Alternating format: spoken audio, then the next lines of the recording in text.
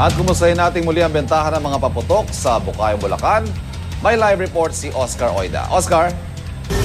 Yes, Ivan, sa mga sandali ito ay muling sumisigla itong bentahan ng paputok dito sa Bukawi, Bulacan.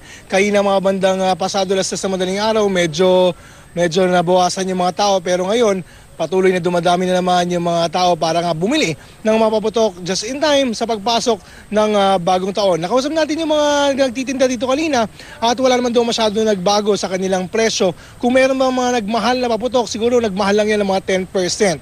At ayon nga sa kanila, kapansin-pansin na bagamat marami pa rin ang nagpupunta dito sa Bukawi, Bulacan, ay parang nagiging tradisyon na raw.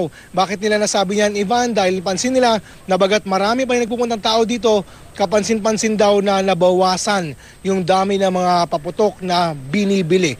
Pero ganun pa man, umaasa yung mga negosyante dito sa Bukawi, Bulacan na hanggang sumapit ang bagong taon ay patuloy na madadagdagan yung mga bibili sa kanila ng mga paputok. Nang sa ganay, maging masagana naman daw yung pagpasok ng bagong taon sa kanilang negosyo. Ivan? Oscar, yung presyo, tumaas ba?